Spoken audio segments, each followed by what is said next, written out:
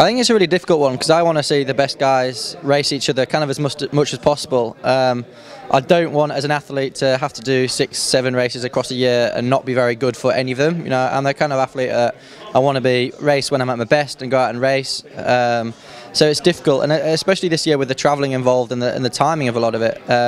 So I think it's doable. I actually would quite like to see a lot of races.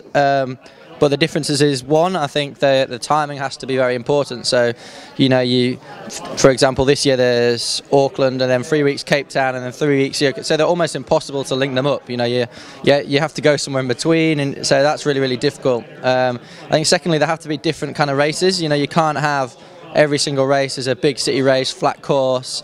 You know, that's why Kitzbühel was great. I think sprints like the one in Hamburg are great, and mix them up with the longer races. You know, you could have a sprint and then very quickly afterwards Olympic distance the week after, and so you know, suddenly the timing works quite well. And they're the main things. Outside of that, yeah, I think quite a lot of races is good, but this year it seems to be really focused against like Commonwealth athletes. You know, it's difficult. We both want to race and concentrate on the Commonwealth Games, but if you want to do the World Series as well, it's pretty tough. I think that's pretty clear, but I don't think it's anything new. I think, yeah, you know, Ironman want people to do their races. They want people to commit to 70.3. They want people to commit to the ITU series. And yeah, it's a shame. You know, stuff like this year. Johnny may have loved doing the French Grand Prix. We've done them since we were 16 years old and supported a team, and it's great to turn up and do it. But that's suddenly become really difficult. And in a year like this, where Commonwealth is important as well. But it's, you know, from the ITU's point of view, it's understandable. You know, they want the best athletes turning up for their races week in, week out, and that's the way to do it. But it is a bit of a shame when you can see a situation where it's killing off a lot of other racing, I think. But again, you know, it's not rocket science. They just need to make it has to be more attractive. It has to be, you know, athletes have to want to go to those races and want to do the series, and then suddenly it becomes all right. But it's the same, you know, for Ironman. I'd love to be able to go and do 70.3 World Champs Day, but to do it and have to qualify for it and race everything else you want to do is nigh on impossible as well. So it's a real shame, really, that you could start having situations where we're calling these things World Championships, but you know, can you have World Championships when you not have the best, you know, the best athletes in the race? It's kind of a bit of a fix, really. It's a struggle for me, and I feel like I've done it a lot of times. I've won it twice, and I'm not massively motivated by going out and winning it again and again. As silly as that sounds, you know, I'm kind of in a weird position that I've won far more than I ever thought I ever would. So it's kind of nice, but yeah, I still want to go out and race and be competitive, but maybe pick my races more. So my plan this year isn't necessarily to be dictated to by the World Series. You know, I'm not going to Auckland because I don't want to race that early, and I didn't want to have to be fit for Auckland, so I'm just not going. I prefer to turn up and race well when I race, and you know, see where that takes me. Really, the Commonwealth Games is the priority for me this year, and around the World Series we'll see about that. I think one really important thing though is that different races are so important. You know, not different places is good, but like Kitzbühel last year was fantastic. You know, just to race on a completely different kind of race. And if you're going to suddenly, you know, well, having the World Series every year now, you've got to race in it 6 times. You can't be going back to the same places and doing the same courses. There has to be different places and different courses. The Commonwealth Games is probably the priority for me this year. You know, it's very, very important. I've been fortunate, obviously, to win the Olympics and the world titles. So the Commonwealth Games is one there that I haven't. So that's very important. It's the first chance I've had to do it. You know, it wasn't in Delhi. Last one was in Melbourne. I was too young to do, and it's quite possible that I might not be doing the next one if I'm focusing on longer distance racing or have a slight change. So yeah, this could be my only shot. So it's an important thing for me.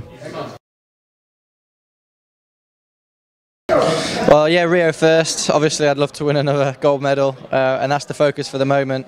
And then after Rio, we'll see. You know, I'll still be 28, so not that old really. But yeah, my feeling at the moment is that maybe that might be time to have a change and start looking at longer stuff. But yeah, I really don't know, and who knows? I mean, longer stuff really motivates me, and it's something I definitely like to do. And I don't want to be an athlete going on and on till I'm 40 years old. You know, I want to, like I've said about the ITU racing, I want to turn up and race to the best of my ability, and that's really what motivates me. So yeah, we'll see after Rio if I'm motivated to go on and do some more maybe, but yeah, at the moment maybe longer distance stuff.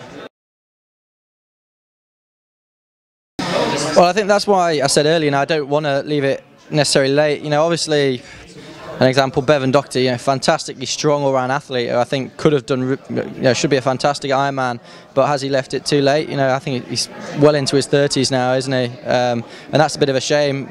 If he'd lived 4 years earlier, we could have seen a completely different athlete on the long course scene. And so, yeah, that's kind of one thing I'm thinking about. And obviously, yeah, there's been some fantastic athletes, but from looking at 70.3, I think the standard itself is just going up and up every year, to be honest. So even the guys who aren't coming from a short course background necessarily are raising their game as well. My gut feeling, is once we see Gomez do, I think he's going to be a game changer. He's obviously a natural, massive endurance diesel engine who I think, has got that natural capacity to do really well. Yeah, definitely. I think it's been, obviously he's there and he makes it harder to win races, but it's been kind of defining for probably both of our careers, really, that me and Johnny have had him to race all the time, and yeah, he's raised his game time and time again, and it's been fantastic. I think, I wouldn't be the athlete I am today without having to race him. Yeah, it's interesting, the one, the mixed relay. We lose probably two. Helen and Non, probably two of the athletes you could well pick for the relay, to be fair. I think Helen's probably one of the best female relay athletes there is. So we have that, but we're not doing too badly. We've got Jodie Stimpson, Vicky Holland, possibly some younger people as well. So and hopefully, Johnny and me in the team. So it should make it interesting. I don't know what the competition's like. You Aussies, I don't know, maybe the Kiwis. So but it's a lot worse for the other countries, like the Welsh, for example. You got Helen and Non, who are fantastic female athletes, and I don't know who's going to qualify for the Welsh men at the moment. So I think it's a bit tougher on them. I like to think it would. I think there's a lot of, obviously, athlete voices, but without a single kind of voice speaking out, it doesn't carry that much weight. And I don't know enough about Ironman really, but I know in the ITU racing we kind of play at it with athlete reps, but that's only one person, and there's not a real structure to it. So the voices don't necessarily get heard, because at the end of the day, it comes down to what their opinion is a lot of the time. So it'd be a good thing, yes. Whether it'd help or not, I don't really know, to be honest. I'd like to think it would, but then again, what suits Johnny and me or someone else isn't necessarily what suits the person in 20th, 15th place. They might want to be racing a lot to get points and the funding or whatever.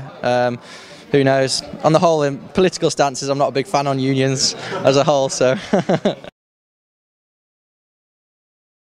well, last year was a complete failure, really.